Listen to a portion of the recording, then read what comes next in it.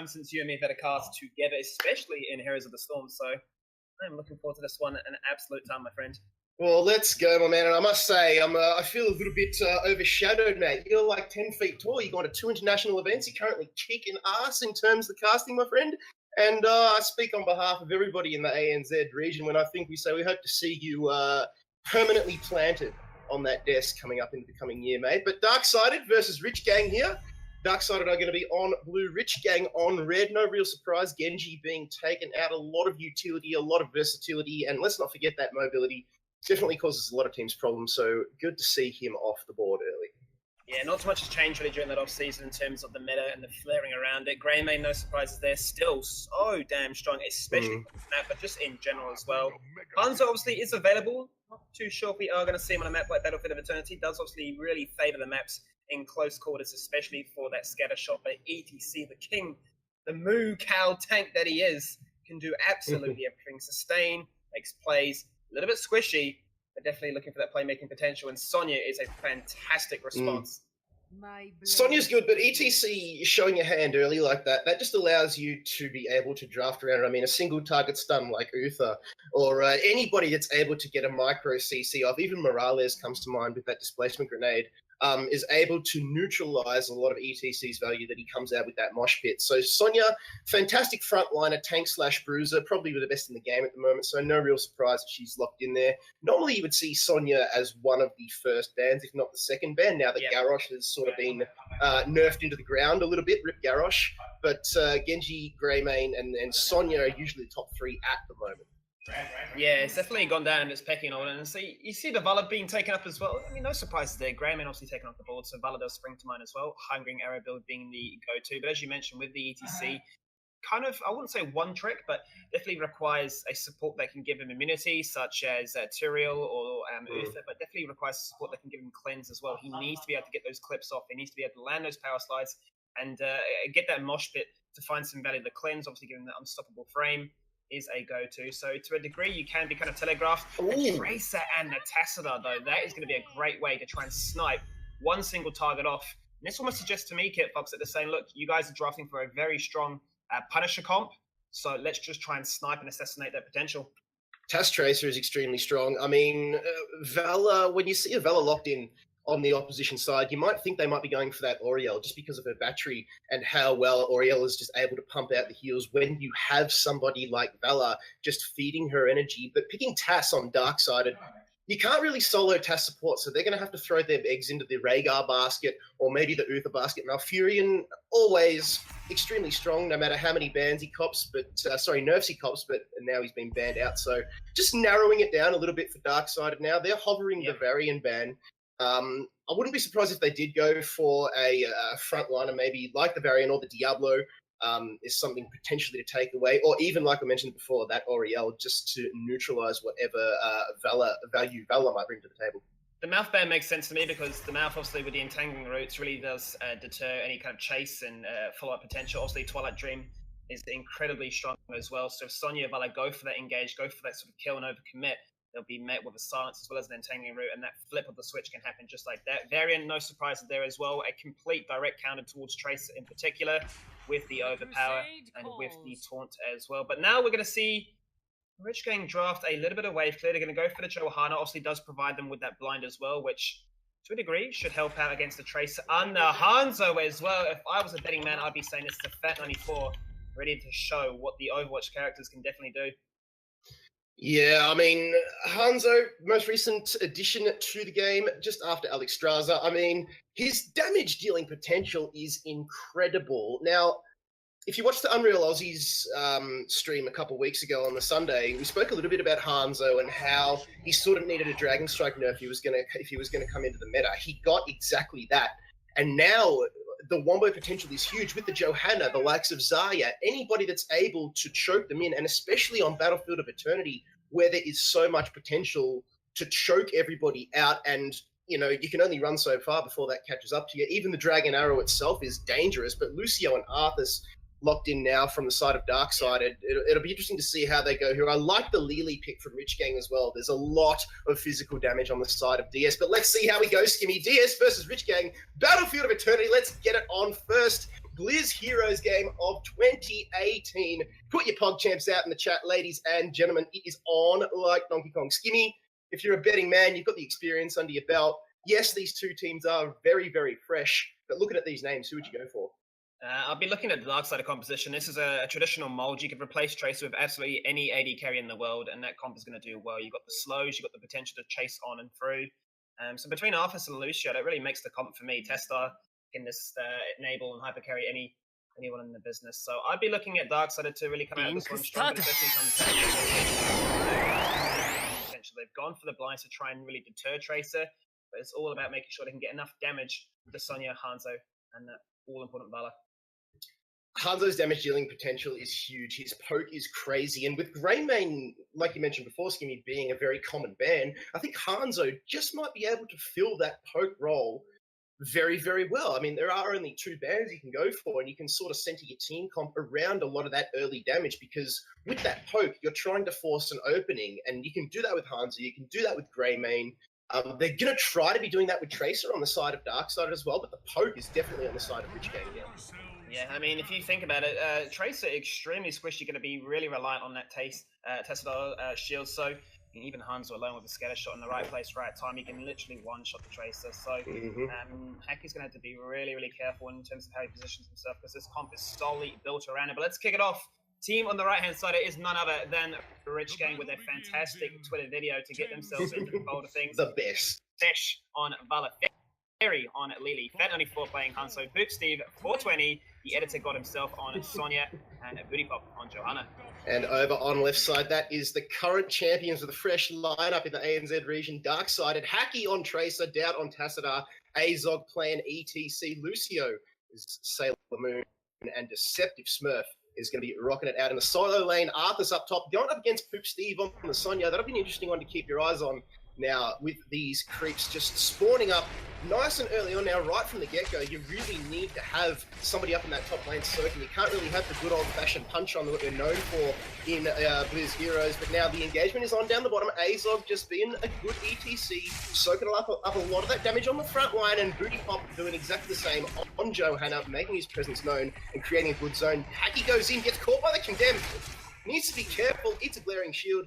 Just for good measure, but not much going on apart from the old one too, Steve. Yeah, you kind of want to play Hanzo a bit like Kel'Thuzad, where you want to go for those early engages, especially at level 1 talent. You need to hit those people to get those stacks up quickly and get that big power spike in an initial early game. As you can see, he's spinning around with that Stormbow. Has a bit of a ramp up time, but talking about ramp up time, there is a power slide onto 2. They do not have a lot of damage to really back up and kill this early on, but Poke is there back and forth. This should favor still Darkseid for the meantime, as they will have that Lucio passively healing everyone. Dad is doing a good job of reading Hacky here. The comms are great. Hacky says, I'm going in. That's when Doubt puts out that shield from Tassadar and just allows him to soak up. Oh, Recall goes in. Pulse Bomb catches Fat94, but unfortunately there was not enough damage there. So Hacky again eating up those plasma shields from Doubt on the Tassadar. Now they get the push on. EXP is a dead rubber here at the moment, ladies and gentlemen. Meanwhile, on the top lane, Deceptive Smurf and Poop Steve still going at it. Poop with a decent push. You can't underestimate the sustainability of that Arthas, just be able to survive there in the top lane. Yes, he may have mana problems, but if you can control him, especially 1v1, it's not too bad. So you can see the weakness here of Darksided's comp. They have an extremely strong team fight, but very weak in the siege. So they got that full stout back on Fat94, but they can't actually push that. That's why they're trying to force out this camp. And this is given, Rich Gang enough time to come back in. Pulse Bomb goes across the carry, doing very negligible damage. Does definitely need that level 10 upgrade to increase its potential. As he once again drops to half, he gets the shield, he's ready to punch on once more. But waiting for the all-important level 4 when that first immortal spawns. This is when the true test of showmanship really kicks off. Sonic Arrow going out from Hanzo. One thing about him, is, apart from his poke, is his utility just to reveal an area like that. It lasts for a very, very long time, that Sonic Arrow. Shout out to Caldor in the chat as well. Two of the best casters going around at the moment are here. Skinny and Caldor. Who's the best? We'll let you decide that one, chat. Don't put me on the spotlight. There's already roast enough in my cleaning commercial. Who's that, man? But let's kick it off. 5 seconds on these very first immortals. Even Stevens at this stage with both teams at level 4. Hacky looking to charge up that pulse bomb at 89% and ready to look for that all-important pick. And that's what they do need to find. 2 pulse bombs so far, but not a pick in sight. And only 4 is already nearly completing that quest at level 1. So he's making some good room so far, so good. Darksided have done well. They've got the Shaman camp pushing in the bottom, so they don't need to worry about that. They just need to turn their attention to this Immortal. Both of the frontliners are up the top. Deceptive, Smurf, and Poop Steve still out of this fight, so it's going to be 4v4. Hacky needs to be careful. He's extremely squishy on that taste, but just for now, Rich Gang are able to bully their way through, push Darksided away from their Immortal, and a hush falls over the map, Skinny, as the two teams just size each other up. It does, and now they actually, you can see Darksided trying to focus their attention into the solo lane, not only going to deny some XP, but then force a 4v5 situation. Once again, it really comes into their game plan. They're looking for Fix, there's a slide onto Fish, the pulse bomb comes across, he's very low, he will go down for the first blood, kill secured. Now this gives him some fighting control, but they're dictating this Immortal, and speaking of it, that's going to be the Howling Blast, looking to try and drop him down, and that's 2 kills, far too easily. Azog coming in with the power slide there at the clutch time. Booty Popper's now being caught out as well. Face Melt is too good. The displacement game is strong on the side of Darksided, and that is 3 lickety-split kills on the side of the S-Boys. The current champs taking a comfortable advantage here. Half-level lead. And chunk that Immortal down to half HP. We get the second phase underway. Now, Rich Gang, it is only the first Immortal, so they don't really have to hang their heads too low just yet. Azog sees them over there, but with a comfortable advantage and a lot of DPS coming out on their side, Darksided are going to be able to comfortably take this Immortal. Rich Gang doing their best to try and chunk down, just reduce that shield, so smart play from them. It is only a level, well, only the first Immortal as well, so it won't be too bad for them to defend here, Skinny. But Darksided currently with a level 7 talent tier advantage, they'll be looking to force a fight here on the Rich Gang. And I mean, it's really important for Darksided to win these as well, for the points that we mentioned earlier, that they have really weak siege. So if they get pushed in by an Immortal, they don't really have the best chances of actually defending that. They need to find these kills, they need to find these picks. As this game scales on, Rich Gang will have incredible Immortal potential, so they need to try and get this big lead before that level 10 mark has been achieved. So they are half-level lead ahead at the moment, reaching level 8. Just that much quicker than Rich Gang. And generally speaking, you see this tower, the gate fall on down, and you're looking to try and get some damage onto that fort. If they can find that, if they can find another pick, they can definitely snowball and kick this lead up into level 10.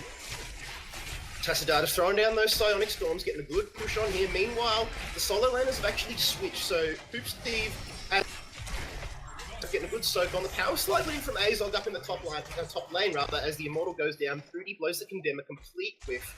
But Rich Gang managed to hold on. They lose a couple towers, but they don't lose a keep.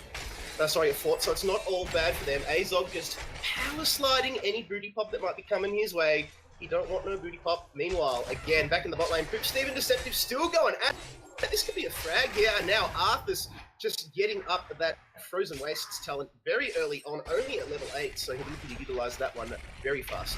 Yeah, I mean, when it gets to that sort of extreme, you're going to definitely win because you've got Fury versus Mana.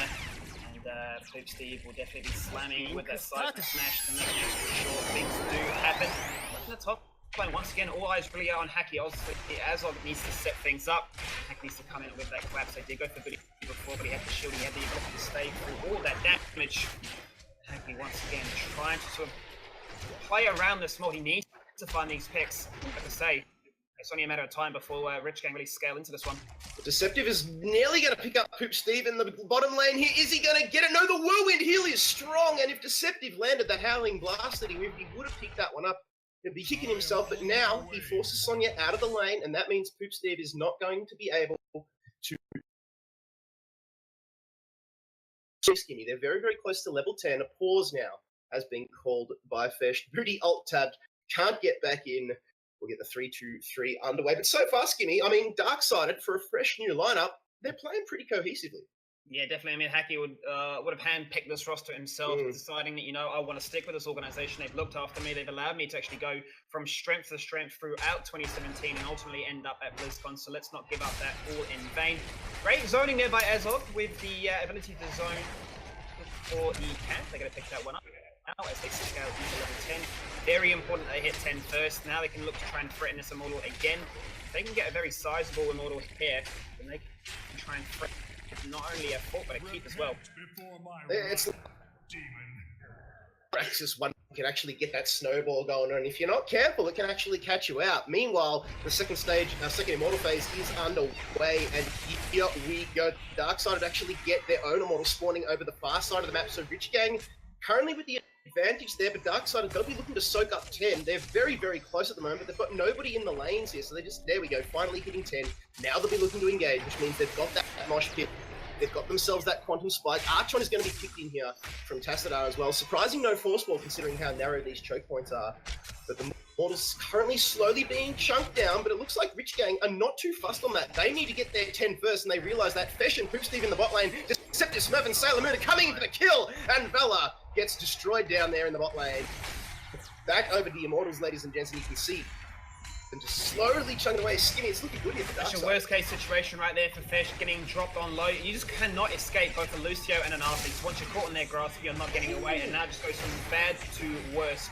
1, 2, and 3, looking for the fourth onto Poop Steve, but he is not going to be that next casualty in that exchange.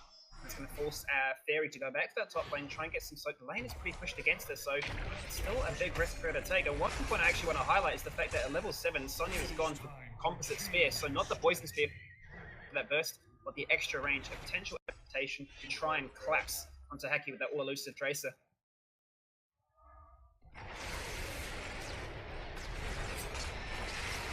Sorry about that one. We're just sorting out my ANZ net here. Meanwhile, back over. Oh, you can see the Rain of Vengeance coming down there, catching out Deceptive Smurf. Manages to get away just so narrowly. Meanwhile, Rich Gang, they've got to defend their Immortal here. We're into the second stage of the second Immortal phase.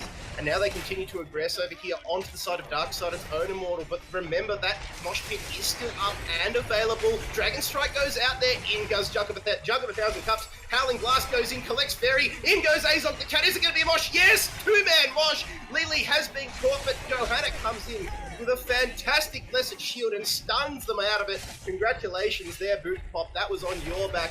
They did lose Fairy in the process. Azog is extremely low. Broody needs to get in on that action. Got a lot of HP, got a lot of mana, but the fight is going over to Darksided. Rich Gang, they bleed out 3 frags, and the Immortal, once again, is going to go over to DS Skinny. Fantastic.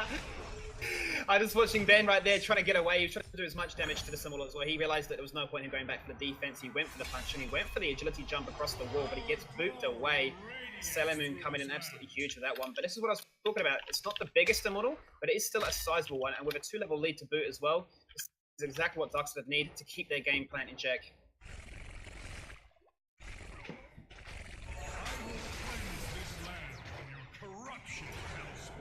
Now pushing me in through the bot lane. Arthas and Sonya still on that top side of the map. Gonna keep up that soak, looking for that all-important level 13. Ben has now left the game, so we'll see if we can get a pulse called right here. But no, still, there we go.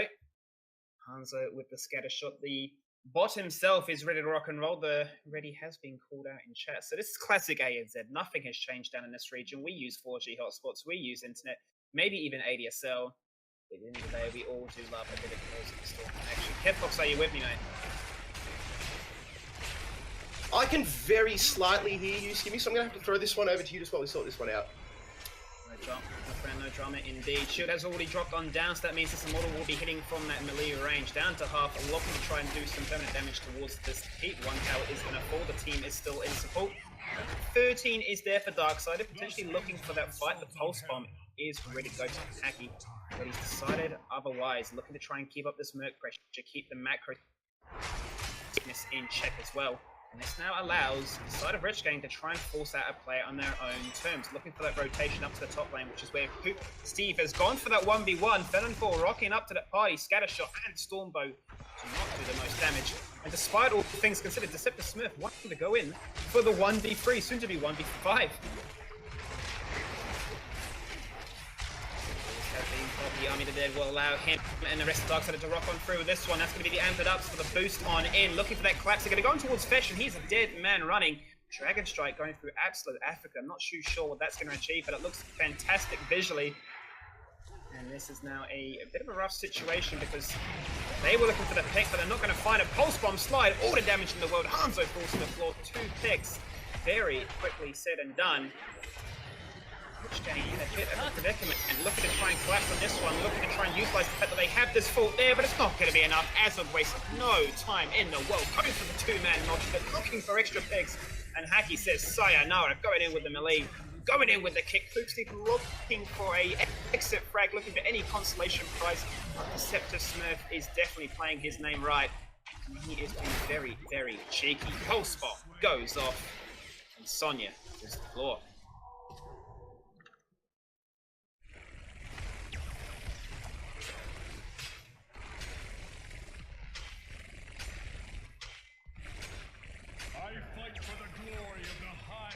the Immortal phase of this game now, as Darksided has shown no signs of giving this one up. Ever since that level 7 to 8 mark, they have been in full control of this game.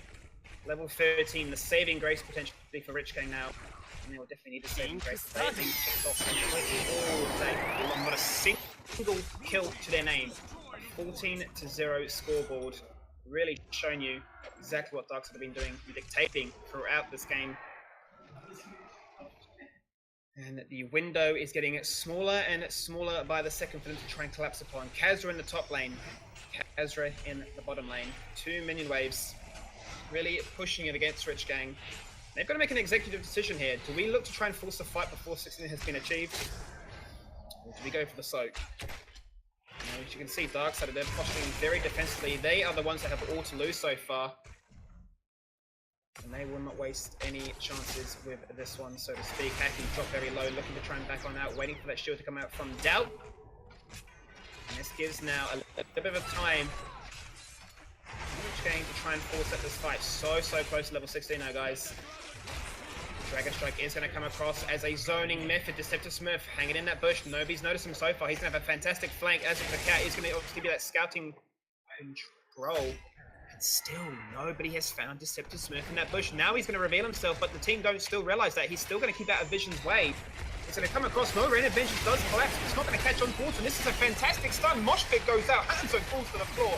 And 3 members caught in the grasp of a double tank assault. There's nothing you can do with that. With 3 falls to the floor, a 4th for good measure, and how about a clean 5-man ace? That is all you need to do. The Immortals so close but so far, but with the members down for 20 seconds at least, they can go to the bottom lane. They've got Kazra, they've got minions, they've got shamans, and now they've got to keep looking potentially to go for the core as well.